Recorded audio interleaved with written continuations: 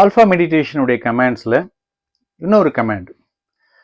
ஒரு அம்மா, அவங்களுடைய குழந்தை 7 வயசு பெண் குழந்தை. அந்த குழந்தை ரொம்ப கான்சன்ட்ரேட்டடாகவே இருக்க மாட்டுது, கம்ப்ளைண்ட்டாக இருக்குது, நிறைய கம்ப்ளைண்ட்டாக இருக்குது, டீச்சர்ஸ் ரொம்ப கம்ப்ளைண்ட் பண்ணுறாங்க. அவளை இங்கே கூப்பிட்டு வச்சு நான் ஆல்ஃபா மெடிடேஷனில் உட்கார சொல்கிறேன், உட்காரவே மாட்றா அப்படின்னு கம்ப்ளைண்ட்டாக பண்ணுறாங்க.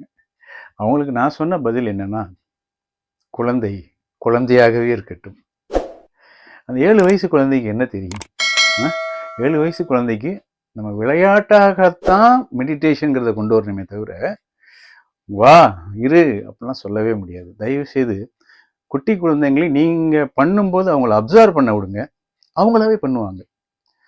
அவங்கள ஃபோர்ஸாக பண்ணும்போது கண்டிப்பாக பண்ண மாட்டாங்க. குழந்தைங்கள தயவுசெய்து சிரமப்படுத்தாதீங்க. நீங்கள் பண்ணும்போது அவங்க கவனிப்பாங்க, மாடல் எடுத்துக்கிடுவாங்க, உங்களை ரோல் மாடலாக எடுத்துக்கிடுவாங்க. அவங்க கவனிச்சுட்டு அதுக்கப்புறம் அவங்களாவே நானாக வர்றேன் அப்படின்ட்டு வருவாங்க. அவங்களாவே வரட்டுமே, சரியா? குழந்தைகள் குழந்தையாகவே இருக்கட்டுமே. மகிழ்ச்சி. ஆல்ஃபா மெடிடேஷனுடைய லிங்க்ஸ் எல்லாமே கமெண்ட் பாக்ஸில் இருக்குது. உபயோகப்படுத்துகிறவங்க உபயோகப்படுத்திக்கோங்க. நன்றி, மகிழ்ச்சி. மனங்கள் மலரட்டும். நான் உங்கள் நண்பன் ஆல்ஃபா சின்னராஜா.